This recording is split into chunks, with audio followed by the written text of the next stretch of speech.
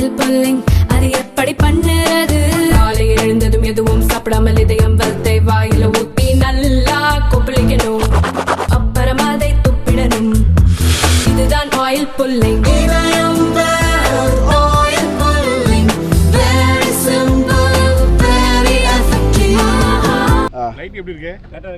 கடலூரில் கடலூர் மாவட்டத்தில் 2 அரசு நிகழ்ச்சிகள், அதாவது நீர்வளத்துறை சார்பாக குச்சிப்பாளையம் கிள்ளைக்கு அருகில் உள்ள குச்சிப்பாளையத்தில் ஒரு தடுப்பணை ஒரு 9 கோடி மதிப்பீட்டில், இப்போது கடலூர் தென்பெண்ணை ஆற்றில் தடுப்பணை கிட்டத்தட்ட 10 கோடி அளவிற்கு தடுப்பணை கட்டுகின்ற பணிக்கு அடிக்கல் நாட்டப்பட்டிருக்கிறது.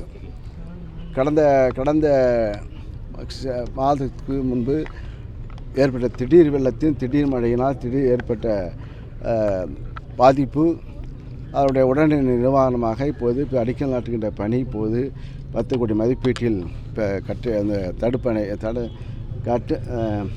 சுவர் தடுப்பு இந்த காங்கிரீட் சுவர் கட்டப்படுவதற்கு 2100 மீட்டர் அளவுக்கு நீளமுள்ள ஒரு பக்க சுவர் கட்டுகின்ற பணி அடிக்கல் நாட்டப்பட்டிருக்கிறது. இப்போ வருகின்ற 21ஆம் தேதி அன்று மாண்பு முதலமைச்சர் அவர்கள் நம்முடைய கடலூர் மாவட்டத்திற்கு நலத்திட்டங்கள் வழங்குகின்ற நிகழ்ச்சியில் வருகை தர இருக்கின்றார்கள். அது சம்பந்தமாகவும் அந்த பணியை பந்தல் அமைக்கின்ற பணியை நாங்கள் ஆய்வு செய்து இருக்கின்றோம். ஆக அதிகமான நபர்களுக்கு அதிகமான மக்களுக்கு நலத்திட்டங்கள் அரசுடைய நலத்திட்டங்கள் வழங்குகின்ற நிகழ்ச்சி புதிய அறிவிப்புகளாம் இங்கே முதலமைச்சர் அவர்கள் நம்ம மாவட்டத்துடைய வளர்ச்சிக்கு அறிவிப்பு செய்வார்கள் என்ற நம்பிக்கை இருக்கிறது.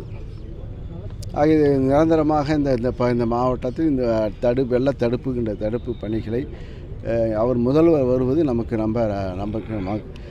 நம்மளுடைய எதிர்பார்ப்பு, மக்களுடைய எதிர்பார்ப்பு, உங்களுடைய எதிர்பார்ப்புகளை நிறைவேற்றுகின்ற அளவுக்கு அந்த நிகழ்ச்சி அமையும் என்ற நம்பிக்கை இருக்கிறது. அதே போல் பணிகள் பல பணிகள் நிரந்தர பணிகள், இது என்ன ஜிஎஸ்டி பில்டிங்னா? ஆமாம், ஜிஎஸ்டி பில்டிங் 20 கோடி மதிப்பீட்டில் அதுவும் பணிகள் துவங்கப்படுகின்ற இது இருக்கின்றது. ஆக நல்ல நிகழ்ச்சி அமையும் என்ற நம்பிக்கை இருக்கிறது. நீண்ட நாளுக்கு பிறகு அரசு நிகழ்ச்சியில் நம்முடைய மாவட்டத்துக்கு வருகின்றார்கள்.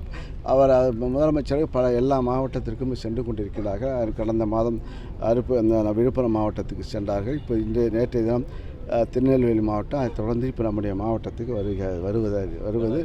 ஆக மாவட்ட மக்கள் அந்தந்த மாவட்ட மக்களுக்கு புதிய அறிவிப்புகள் வழங்கும் மூலமாக பல நலத்திட்டங்கள் தொடர்ந்து செய்து கொண்டிருக்கின்றார்கள். ஓகே.